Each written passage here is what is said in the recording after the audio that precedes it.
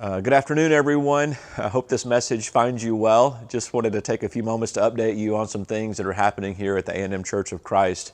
If you're getting this update, that's a good thing. What we'd like to ask you to do, first of all, is check around with folks in your circle of influence. Not everyone has a computer or a smartphone, might not be able to access videos such as this. So please just call around, call your small group members, call your small group leader. Let's make sure that we're doing all we can to communicate to as many people as we can as we move through the next several days. I want to let you know about the next couple of weeks, at least through April 1st, there will be no assemblies at our building. No small groups as well, and that includes even meeting in homes, and no Bible classes at our building or, of course, in homes. We're doing this in response to the President's announcement, and we want to make sure that we are staying in groups of less than 10. So we're just going to ask you as a church to please honor that. However, we are trying to get creative, and so this coming Sunday, we are going to be streaming a virtual assembly online, and that will air at 10 a.m. this coming Sunday morning, March 22nd.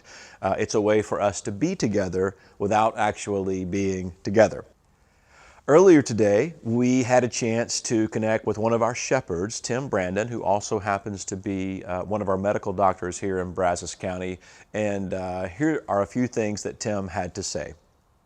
Well, welcome and good morning. So, my name is Tim Brandon, one of the elders of the church here at A&M. And currently, things are kind of weird in Brazos County, aren't they? So right now we have some confirmed activity of the COVID-19 virus, and things are different than usual around here, but thankfully God's still on the throne and His church is still active. There are a lot of things going on, and you may be hearing lots of information from news and from friends, and connectivity is good right now. We all need interaction, but also in that time it can be kind of scary. So we understand that there's a need for good information. We want to be available to you if that's the case. There are several things that you can do. There are things that you can do physically and spiritually that will be healthy for all of us. So we want you to continue healthy habits and want you to maybe implement some new things that maybe we're not very strong at being regular with. Something that we'd like for you to consider is how can you be the healthiest during this time? And of course, isolating is what we're being asked to do by our health officials, so some social distancing is helpful, washing hands, covering coughs, those type of things. But there's more to being healthy than that. There's nothing wrong with getting 20, 30 minutes of walking in each day, in a safe way, of course. There's things you can do at home to stay healthy, getting plenty of rest, drinking plenty of water, checking on family and friends to see if they need other things to be healthy. And that's something we can do for each other as a family. On the spiritual side, there's lots of ways that we could be spiritually healthy too. Praying regularly is such a good way of decreasing anxiety. Talking with folks on the phone who can pray with you, that's also very great. There may be opportunities for you to reach out. There are things we called handwritten letters once upon a time, and those can be very freeing to write scripture, to send mail to people. To get something in the mail is quite nice. So we may need to be creative in finding ways to assisting and helping each other during this time.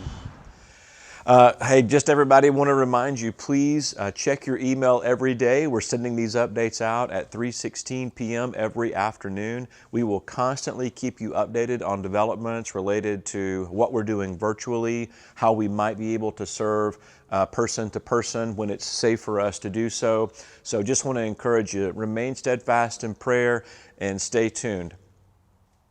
If you didn't get a chance to see the article in the Eagle to showcase what's happening with our Aggies for Christ, please go to their website and check out that story. I think it will definitely put a smile on your face. So I came across a passage of Scripture today that I thought might be helpful for us.